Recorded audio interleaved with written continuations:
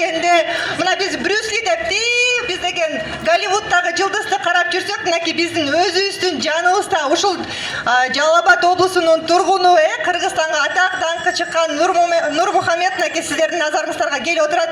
Мындай ийгиликке жетүү кандайча жол болду? Кандай кыйынчылыктарды кезиктирдиңиз? Ассаламу алейкум, 9-11 класстын выпускниктери. Менин атым Нурмухамед, фамилиям Ташмаматов. 16 жаштамын. Азыр 14 мектепте окуймун, 9 классмын. Так, 3 жашымда мен спорт менен алектенемин. Азыркы убакытка чейин көптөгөн ийгиликтерге жетиштим. 3 жолу мировой рекорд койдум. Ошол күчтүүлүктөрдө ошол спортко көп күчтөрүм салганмын. Спорттун айынан көптөгөн ийгиликтерге жетиштим. Достор, мындай ийгиликке ар бир адам жетише бербейт. Анан Кыргызстан эмес, дүйнөдөгү рекордду коюп атса, мына Кыргызстанды таанытып, бизде Россияга, башка өлкөлөргө барып атса, анан кантип кол чаап койбойбуз? Мынакей сүрдөп атат, кол чаап коюңуздар. Бул жерден айтып берсеңиз, мынакей, мына көрүп атасыздар, бул мындай медальдар барбы сиздерде үйдө? Жокпу? Жок болсо жакшылап угуп туруңуздар.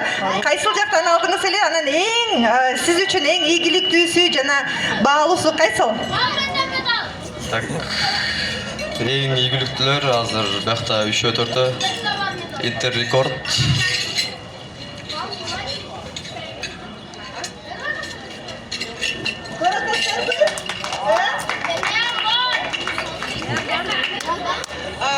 Лучше всех качан алган ошондой айтырсаң.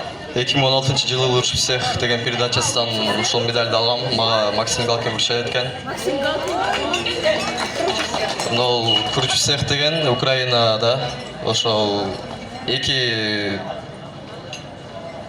ведущий болчу, аттарын утуп калыптым, ошолор берген, ол «Круче всех» деген. И вот это интеррекорд, единственный в Манасе в Кыргызстане. Бұл республиканың первый местосын, республиканы утуп чыкканмын, Кыргызский республиканы карате боюнча. Бардыгына мыкты болуш үчүн кандай негизи мынакей бир гана жакшы болуш бул аздык кылат да, мыкты болуш үчүн.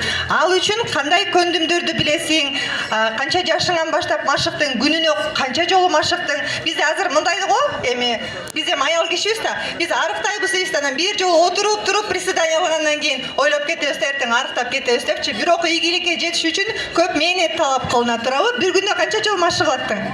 Bir günde özü негизи 2 жолу машыгамын, это утром кросс, вечером физические упражнения, трюктар. Ошол айдан физикам деле күчтүү, дыхалка деле жакшы, ошол ийгиликтерге жетип атабыз. Миң уккандан бир көргөн дейт.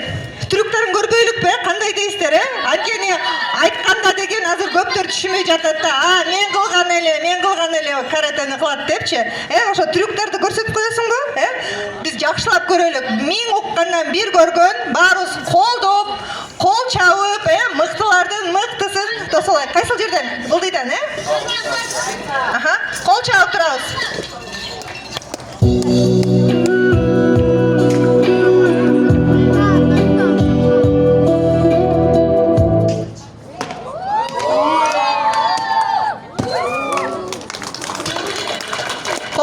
Кол чабыз.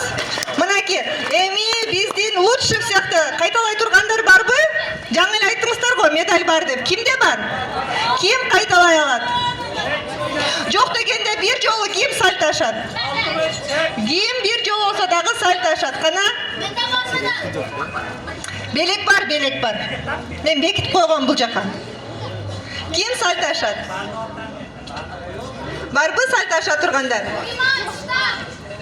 Бар, Анан достор, дагы бир сонун бир секрет деп койсок болот. Ийгиликтин сырынын секрети бул сиздерди курчап турган адамдар. Эгерде жаман досуңуз, бир досуңуз жаман жакка тарта турган болсо, албетте сиз ошол жакка ооп кетесиз.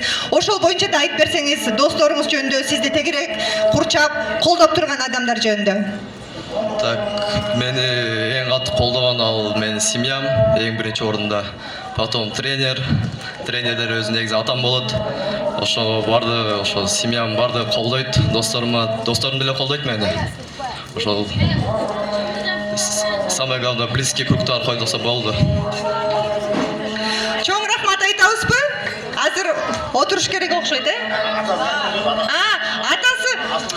Негизги тренерди бул жакка чакырып коелук, чын эле.